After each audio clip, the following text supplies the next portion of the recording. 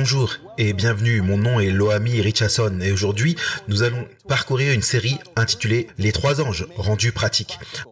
Je sais que vous avez probablement entendu ces messages auparavant, les messages trouvés dans Apocalypse 14 versets 6 à 12, mais alors que je faisais ma propre étude sur ce sujet, j'ai réalisé que beaucoup d'entre nous avons la compréhension théologique de ce que sont ces messages, mais ne comprennent pas vraiment comment rendre ces messages pratiques et pertinents. Donc ce que nous allons faire tout au long de cette série, c'est que nous allons aller texte après texte, verset après verset, et vraiment voir les précieuses vérités qui sont contenues dans ces paroles afin que nous puissions rendre ce message pratique dans nos vies. Mais avant de commencer, inclinons la tête pour prier et invitons le Saint-Esprit afin d'être avec nous alors que nous ouvrons sa parole.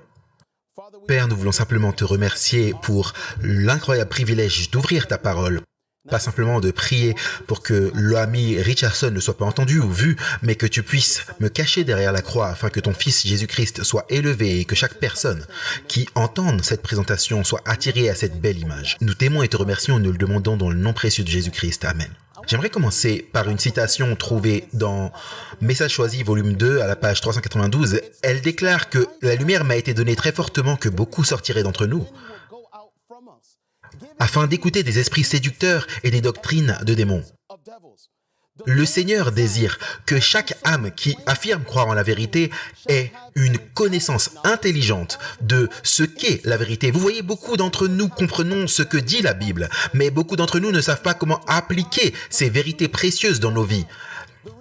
La raison pour laquelle elle donne cet avertissement que nous devons avoir une connaissance intelligente de ce qu'est la vérité, c'est parce que les faux prophètes se lèveront et tromperont beaucoup de gens. Tout ce qui pourra être ébranlé sera ébranlé. Et frères et sœurs, nous vivons à une époque où tout ce que nous voyons dans le monde, tout le monde prétend détenir la vérité. Mais nous voyons que la seule vérité que vous et moi possédons est la vérité trouvée en Jésus-Christ. Et nous devons donc avoir une connaissance intelligente de ce qu'est la vérité. Elle continue d'affirmer, il revient à tout le monde de comprendre les raisons de notre foi.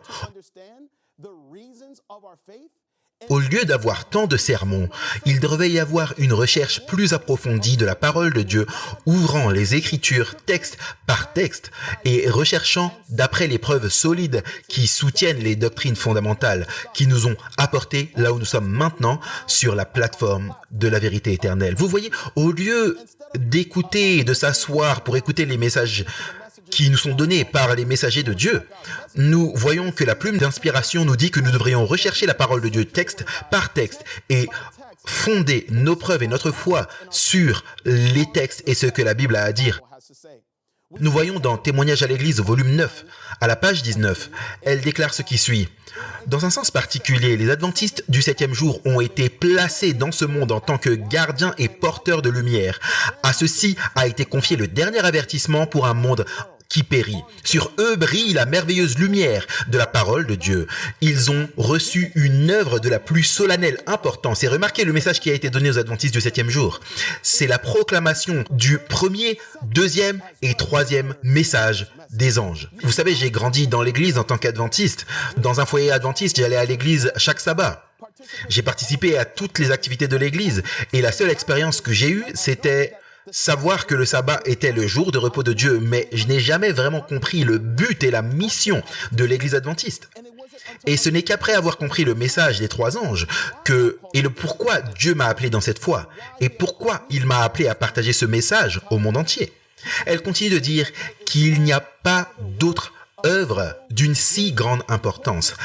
Nous ne devons permettre à rien d'autre d'absorber notre attention. Les vérités les plus solennelles jamais confiées aux mortels nous ont été données pour les proclamer au monde. La proclamation de ces vérités doivent être notre œuvre et le monde doit être averti et le peuple de Dieu doit être fidèle quant à l'héritage qui lui a été confié. Alors comprenez qu'en tant que chrétiens adventistes du 7e jour, nous avons reçu un message solennel et spécial à proclamer au monde entier. Mes frères et sœurs, nous allons voir que d'après les Écritures, c'est bien plus que simplement proclamer. Nous devons démontrer ces messages dans nos vies quotidiennes. Et vous voyez, il ne devrait y avoir aucune vérité proclamée parce que c'est le message final tel qu'il sera donné au monde entier avant le retour de Jésus. Mais avant d'entrer dans notre étude d'Apocalypse 14, versets 6 à 12, nous allons résumer Apocalypse 13. Et pour que nous puissions comprendre Apocalypse 14, nous devons lire Apocalypse 13 pour avoir un contexte approprié. Allons dans la Bible. Apocalypse 13, nous allons résumer rapidement pourquoi le message du premier, deuxième et troisième ange a été donné dans Apocalypse 14. Et pour que nous puissions comprendre cela, nous devons alors lire Apocalypse 13. Maintenant, dans Apocalypse 13, le verset 1, la Bible dit « Et je me tins sur le sable de la mer, puis je vis monter de la mer une bête qui avait 7 têtes et 10 cornes, et sur ses cornes 10 diadèmes, et sur ses têtes des noms de blasphème. La bête que je vis était semblable à un léopard, et ses pieds étaient comme ceux d'un ours, et sa gueule comme une gueule de lion. Le dragon lui donna sa puissance, et son trône, et une grande autorité. Et je vis l'une de ses têtes comme blessée à mort, mais sa blessure mortelle fut guérie, et toute la terre était dans l'admiration derrière la bête. » Verset 4 nous dit dans Apocalypse 13, « Et ils adorèrent le dragon, parce qu'il avait donné l'autorité à la bête, et ils adorèrent la bête en disant, « Qui est semblable à la bête, et qui peut combattre contre elle ?» Verset 5 nous dit, « Et il lui fut donné une bouche qui proférait des paroles arrogantes et des blasphèmes, et il lui fut donné le pouvoir d'agir pendant 42 mois. Et elle ouvrit sa bouche pour proférer des blasphèmes contre Dieu, pour blasphémer son nom et son tabernacle, et ceux qui habitent dans le ciel. » Verset 7, « Et il lui fut donné de faire la guerre aux saints et de les vaincre. Et il lui fut donné autorité sur toute tribu, peuple, langue et nation. Tous les habitants de la terre l'adoreront, dont le nom n'a pas été écrit dès la fondation du monde dans le livre de vie de l'agneau qui a été immolé. Si quelqu'un, verset 9, si quelqu'un a des oreilles qu'il entende, et si quelqu'un mène en captivité, il ira en captivité. Si quelqu'un tue par l'épée, il faut qu'il soit tué par l'épée. C'est ici la persévérance des saints. » Donc comprenez que dans Apocalypse 13, nous voyons cette bête qui sort de la mer. Et ce que cette bête désire, c'est l'adoration. Et le monde entier semble s'émerveiller après cette bête. Et finalement, cette bête reçoit une blessure et en conséquence, le monde l'admire. Et au verset 4, il est déclaré que le dragon, selon Apocalypse chapitre 12 et verset 9, ce dragon n'est nul autre que Satan lui-même, désire l'adoration. Et nous voyons donc que cette bête qui sort de la mer, mais regardez le verset 11, parce qu'il y a une deuxième bête qui sort de la terre. Regardez ce qui est dit au verset 11 d'Apocalypse 13. « Puis je vis monter de la terre une autre bête, qui avait 2 cornes semblables à celles d'un agneau et qui parlait comme un dragon. Elle exerçait toute l'autorité de la première bête en sa présence et elle faisait que la terre et ses habitants adoraient la première bête dont la blessure mortelle avait été guérie. » Verset 13 nous dit, « Elle opérait des grands prodiges, même jusqu'à faire descendre le feu du ciel à la vue des hommes. Et elle séduisait les habitants de la terre par les prodiges qui lui étaient donnés d'opérer en présence de la bête, disant aux habitants de la terre de faire une image à la bête qui avait la blessure de l'épée qui vivait. » Frères et sœurs, le verset 16 est clé, parce que cette bête qui sort de la terre veut une chose, parce qu'il est dit au verset 16, au verset 15 plutôt, il lui fut donné d'animer l'image de la bête afin que l'image de la bête parlât et qu'elle fit que tous ceux qui n'adoraient pas l'image de la bête fussent tués. Verset 16, et elle fit que tous, petits et grands, riches et pauvres, libres et esclaves, reçussent une marque sur leur main droite ou sur leur front. Donc, comprenez ce que nous venons de lire dans l'Apocalypse 13. Il y a un royaume où une bête qui sort de la mer et elle désire être adorée. Cette bête reçoit une blessure et tout le monde admire ce royaume, cette bête. Maintenant, selon la prophétie biblique, une bête est représentée par un royaume. Alors nous voyons un deuxième royaume qui se lève au verset 11. Il se lève de la terre et il donne son pouvoir, son autorité pour faire que tout le monde adore l'image qui a été érigée par la première bête que nous lisons dans le verset 1 à 10. Et quiconque n'adore pas cette image, frères et sœurs, ne pourra pas ni acheter, ni vendre, et finalement sera mis à mort. Et donc c'est la configuration de ce que nous allons voir juste avant la seconde venue de Jésus. Alors comprenez que le désir de Dieu, c'est que nous puissions mettre notre foi et notre confiance en lui, et non de mettre notre foi et notre confiance dans ces royaumes terrestres. Parce qu'à la fin, ceux qui reçoivent cette marque adoreront Satan. Et Dieu veut finalement que nous puissions adorer le vrai Dieu créateur que nous voyons dans Apocalypse 14. Et donc, nous allons dans Apocalypse 14, du verset 6 à 12. Et ici, voici le message d'avertissement basé sur ce que nous venons de lire dans Apocalypse 13. Regardez ce qui est dit. « Je vis un autre ange qui volait par le milieu du ciel, ayant l'évangile éternel pour l'annoncer aux habitants de la terre, à toute nation, tribu, langue et peuple. » Verset 7. nous donne un commandement. Craignez Dieu, donnez-lui gloire, car l'heure de son jugement est venue. Adorez celui qui a fait le ciel, la terre, la mer et les sources d'eau. Verset 8, nous voyons que Babylone est tombée. Et au verset 9, le troisième ange nous dit de ne pas recevoir la marque de la bête. Et ceux qui la recevront finalement la colère de Dieu. Puis le verset 11, il est dit que la fumée de leur tourment monte pour toujours et à jamais. Et ils n'ont ni repos, ni jour, ni nuit, ceux qui adorent la bête et son image, et quiconque reçoit la marque de son nom. Puis au verset 12, nous voyons, c'est ici la persévérance des saints qui gardent les commandements de Dieu et ont la foi de Jésus. Je sais, mes amis, que j'ai lu beaucoup d'Apocalypse 13 et d'Apocalypse 14, mais voici la configuration. Il va y avoir deux royaumes.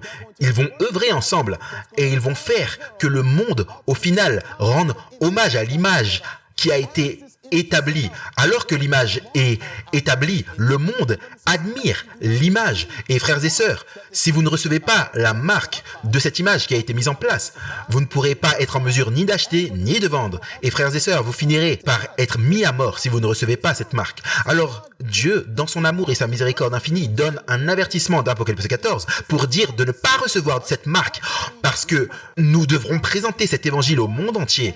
Et les trois premiers commandements que nous voyons dans Apocalypse 14, verset 7, c'est de craindre Dieu, de lui donner gloire et de l'adorer. Mes frères et sœurs, nous allons voir.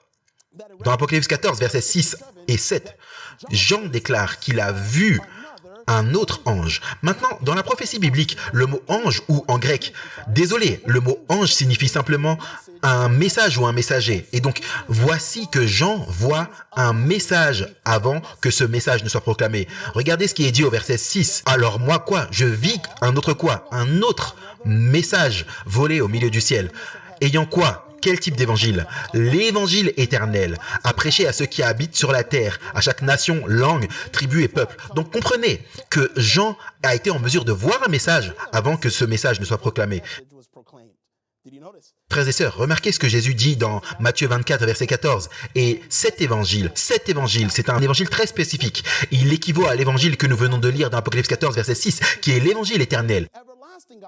Vous voyez, nous vivons à une époque où il y a tellement d'autres évangiles qui sont annoncés. Mes frères et sœurs, ce n'est pas l'évangile éternel. Nous entendons l'évangile de la prospérité, l'évangile selon lequel vous pouvez être riche et tout ce que vous désirez, Dieu vous le donnera. Mes frères et sœurs, ce n'est pas cet évangile, ce n'est pas l'évangile éternel. L'évangile qui donnera un message d'avertissement au monde entier avant que Jésus ne revienne.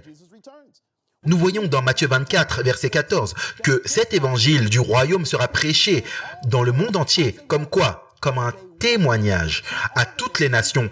Et quel sera le résultat? Et alors la fin viendra. Frères et sœurs, nous voyons que c'est une corrélation directe avec Apocalypse 14, versets 6 et 7. Que Jean voit un message. Et ce message, c'est l'évangile éternel qui est prêché au monde entier. Maintenant, dans Matthieu 24, verset 14, le contexte, c'est que Jésus, se référant aux signes qui auront lieu juste avant sa venue, il dit qu'il y aura des tremblements de terre, des pestes et des maladies, et cela augmentera rapidement, de plus en plus, avant le retour de Jésus. Et il dit, écoutez, nous n'avons pas besoin de nous concentrer sur les signes, nous avons besoin de faire partie de la grande commission qui permet au monde de voir cet évangile comme un témoin, car, en conséquence, la fin viendra. Donc remarquez qu'il y a deux choses que nous venons d'établir dans Matthieu 24 et verset 14, ainsi que dans Apocalypse chapitre 14 et le verset 6 et 7. La première, c'est qu'il y a le message éternel et deux, c'est qu'il doit aller dans le monde entier. Donc vous voyez que dans Premiers écrits à la page 259, il est dit « Il m'a été montré combien d'étapes ?» 3 étapes. Et ces étapes étaient le message du premier, deuxième et troisième ange. Et cet ange accompagnateur, malheur à ceux qui déplacera quoi que ce soit de ces messages, la vraie compréhension de ces messages est de quel type d'importance? D'une importance vitale. Et les destinées des âmes dépendent de la manière dont ils sont reçus.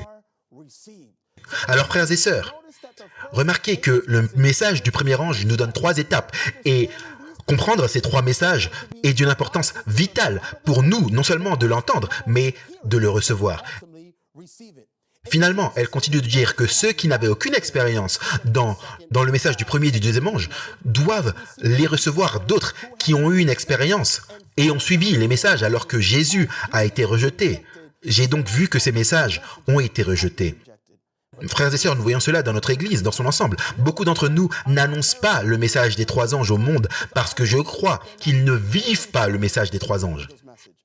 Je me souviens d'un bon ami évangéliste, il avait l'habitude de dire « Sommes-nous simplement en train de proclamer le message des 3 anges » ou « Frères et sœurs, vivons-nous le message des 3 anges » Et la raison pour laquelle nous n'annonçons pas ce message au monde entier, c'est parce que la réalité est que nous n'avons aucune expérience avec le message du premier et du deuxième ange. Beaucoup d'entre nous veulent parler au monde de catastrophes imminentes, mais beaucoup d'entre nous ne préparons pas les saints sur la façon de ne pas recevoir la marque et comment nous pouvons finalement être ces saints patients que nous lisons dans verset 12 d'Apocalypse 14. Elle continue de dire « Comme les disciples ont déclaré qu'il n'y a de salut en aucun autre nom sous les cieux, donné parmi les hommes, de même, les serviteurs de Dieu devraient avertir fidèlement et avec force ceux qui n'embrassent qu'une partie de la vérité liée au 3e message, qu'ils doivent recevoir avec joie tous les messages que Dieu leur a donnés, ou ils n'auront aucune part dans cette affaire. » Premiers écrits à la page 256, il y en a beaucoup de ceux qui embrassent le message du 3e ange qui n'ont pas eu une expérience dans les 2 précédents messages. Et remarquez, Satan l'a compris et son mauvais œil était sur le point de les renverser. Mais le 3e ange les pointait vers le lieu très saint et ceux qui avaient une expérience avec les messages passés leur indiquaient le chemin vers le sanctuaire céleste. Donc beaucoup d'entre nous comprennent le message du 3e ange. Nous comprenons que Dieu veut que son peuple entre dans le lieu très saint du sanctuaire. Mais beaucoup n'ont même pas compris ou appliqué les messages du premier et du deuxième ange dans leur expérience. Et parce que Satan sait cela, il oblige tout le monde à se concentrer sur un message tout en négligeant les 2 autres. Donc, elle continue de dire, beaucoup ont vu la chaîne parfaite de vérité dans le message des anges et les ont reçus avec joie dans l'ordre et ont suivi Jésus par la foi dans le sanctuaire céleste. Donc il y a quelque chose que je veux que vous puissiez comprendre sur la base de la citation que nous venons de lire. Beaucoup ont vu la chaîne de vérité parfaite dans le message des anges et ils les ont reçus quand ils sont présentés dans l'ordre. Donc, beaucoup d'entre nous ont prêché ce message en dehors de l'ordre duquel Dieu avait prévu que nous puissions les prêcher. Et donc, par conséquent, beaucoup de gens rejettent ces messages. Mais quand ils sont présentés dans l'ordre, nous voyons que ces messages du premier, deuxième et troisième ange sont une chaîne de vérité parfaite. Et lorsqu'ils seront présentés, frères et sœurs, il y aura une majorité qui accepteront ces messages et suivront Jésus dans le lieu très saint, dans le sanctuaire céleste. Ces messages m'ont été représentés comme une encre pour le peuple de Dieu, et ceux qui les ont compris et les ont reçus seront empêchés d'être balayés par les nombreuses illusions de Satan. Évangélisé à la page 196, il est dit « Tous devraient comprendre les vérités contenues dans ces messages et les démontrer. » Dans quoi ? Dans leur vie quotidienne. Donc, comme je l'ai mentionné, il ne s'agit pas simplement de proclamer le message des 3 anges. Nous devons démontrer le message des 3 anges dans notre vie quotidienne. Pourquoi ? Parce que c'est essentiel pour le salut. Et c'est pourquoi j'ai intitulé cette série « Les 3 anges rendus pratiques ». Parce que, frères et sœurs, nous devons prendre ces vérités précieuses que Dieu a données à l'Église adventiste du 7e jour. Et nous devons les appliquer dans nos vies afin que les gens puissent voir l'évangile éternel, être présenté dans nos vies ou démontré à travers nos vies afin que la majorité puisse être en mesure de l'accepter. Et donc, frères et sœurs, c'est ce que nous allons étudier finalement aujourd'hui. Nous allons comprendre le message des 3 anges. Nous allons voir comment tous ces messages se rejoignent tous en un seul point et comment il est pratique de recevoir finalement ce message dans son ordre approprié. Et donc, comprenez, frères et sœurs, que Dieu a donné un message d'avertissement au monde entier. Et vous voyez, alors que j'ai grandi comme un chrétien adventiste du 7e jour, comme je vous l'ai dit plus tôt, je ne comprenais pas vraiment ce que ces messages signifiaient. Mais nous allons voir que, alors que Dieu m'a conduit à cette vérité dans ma propre dévotion personnelle, dans ma propre étude personnelle, j'ai réalisé que Dieu m'a donné un message solennel important, non seulement à proclamer depuis la chair, mais de le démontrer dans ma vie. Et frères et sœurs, nous pourrions parler de tous les signes qui se produisent dans le monde aujourd'hui. Mais ce n'est que lorsque nous acceptons ces messages qui nous indiquent le sanctuaire céleste, qui se trouve au ciel, que nous allons être un atout pour le monde qui nous entoure. Vous voyez, beaucoup d'entre nous ont rejeté ces messages. Et frères et sœurs, nous devons non seulement les comprendre, les proclamer, mais nous devons les vivre. Donc ce que nous allons discuter et ce que nous allons voir, c'est qu'est-ce que l'évangile éternel. Maintenant, Apocalypse 14, verset 6 et 7, la Bible nous dit « Je vis un autre ange qui volait par le milieu du ciel, ayant un évangile éternel pour l'annoncer aux habitants de la terre, à toute nation, tribu, langue et peuple. » Donc, nous avons établi que l'évangile doit être prêché au monde. Cet évangile n'est nul autre que l'évangile éternel. Et regardez ce que la plume d'inspiration nous dit. Nous avons été chargés d'aller de l'avant et de prêcher l'évangile à chaque créature. Nous devons apporter aux perdus le message que Christ peut pardonner le péché, peut renouveler la nature, peut revêtir l'âme de vêtements de sa justice et amener le pécheur à sa droite et l'enseigner et le rendre apte pour être un ouvrier avec Dieu. Donc comprenez que Dieu nous a chargés de prêcher ce message, l'évangile éternel au monde. Mes frères et sœurs, nous devons non seulement le prêcher, mais nous devons comprendre que l'évangile éternel est un message qui dit que Jésus pardonne, Jésus sauve, il peut nous renouveler de notre ancienne condition, il nous purifiera finalement de toute injustice et nous vêtira de sa justice. L'évangile doit être présenté non pas comme quoi, pas une théorie sans vie, mais comme une force vivante pour changer la vie. Dieu désire que les récipiendaires de sa grâce soient des témoins de sa puissance. À nouveau, les messages doivent être plus qu'une simple proclamation. Ils doivent être une démonstration. L'évangile doit être présenté non pas comme une théorie sans vie, mais comme une force qui change la vie. Romains chapitre 1, versets 16 et 17, la Bible déclare « Car je n'ai pas honte de l'évangile de Christ. » Pourquoi n'a-t-il pas honte de l'évangile? Car c'est la puissance de Dieu pour le salut de quiconque croit, pour le juif d'abord et aussi le grec. Car c'est ici que la justice de Dieu est révélée de foi en foi. Comme il est écrit, le juste vivra par quoi? Par la foi. Donc, comment acceptons-nous la puissance de Dieu qui apporte le salut? Nous devons l'accepter par la foi et nous allons parler de ça plus tard dans notre présentation ensemble. Jésus-Christ à la page 98 nous dit que en nous-mêmes, nous sommes incapables de faire quoi que ce soit de bon. Alors comprenez, vous et moi n'avons pas la capacité ou le pouvoir de faire quoi que ce soit de bien. C'est seulement par le pouvoir de l'évangile démontré dans nos vies.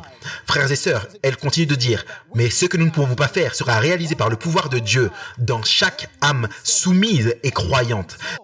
C'est par la foi que l'enfant de la promesse a été donné. C'est par la foi que la vie spirituelle est engendrée et que nous sommes capables de faire les œuvres de justice.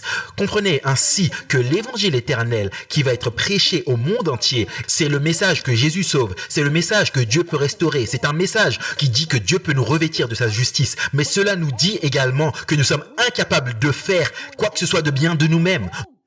Nous devons croire que Jésus peut le faire. Nous devons croire en sa parole, frères et sœurs. C'est quoi la foi? La foi, selon la Bible, c'est simplement entendre la parole de Dieu et faire ce que la parole de Dieu dit. Frères et sœurs, c'est ainsi que nous serons en mesure de recevoir l'évangile éternel.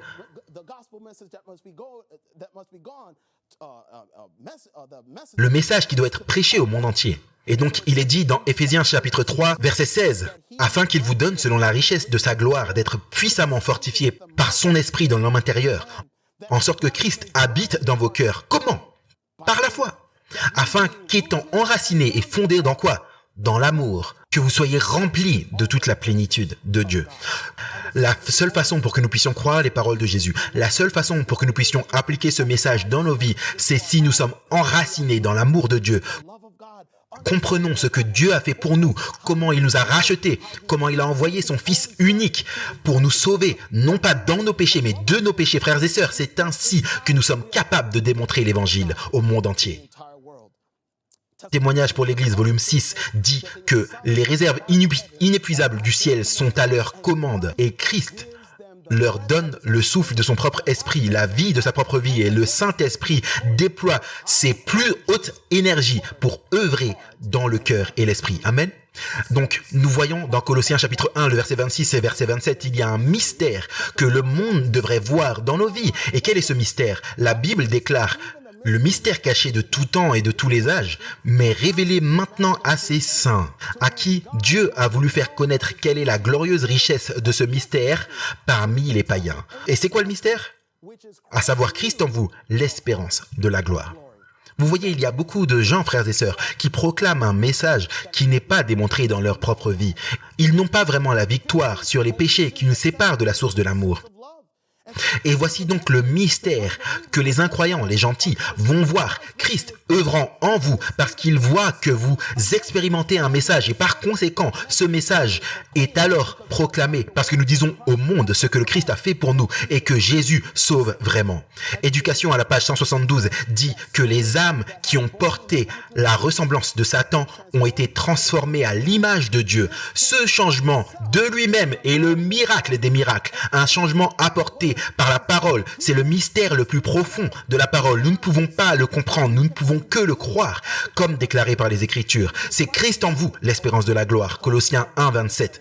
Une connaissance de ce mystère fournit la clé pour tous les autres mystères. Donc frères et sœurs, nous ne sommes pas simplement censés venir derrière les chairs et prêcher au sujet de la chute de Babylone et simplement proclamer la marque de la bête et comment ne pas la recevoir. Nous devons proclamer ce message en relation avec l'expérience que nous avons eue avec le message de l'évangile nous-mêmes. Donc frères et sœurs, comprenez qu'à cause de ce que j'ai vu Jésus faire dans ma vie, voilà pourquoi je proclame ce message, même maintenant. Parce qu'avant que je ne le proclame, je ne comprenais pas ce que je proclamais. Mais une fois que j'ai accepté l'évangile éternel, cet évangile qui doit être témoigné dans le monde entier, et ensuite j'ai réalisé la transformation que Dieu est en train de faire dans ma vie, alors frères et sœurs, ce message devient beaucoup plus urgent. Et frères et sœurs, ce message devient beaucoup plus crédible parce que nous voyons ce que ce message fait dans nos vies. Et donc, une fois que je suis tombé amoureux de Jésus, une fois que j'ai réalisé qu'il m'a sauvé, même alors que je péchais encore contre lui, il est mort pour moi.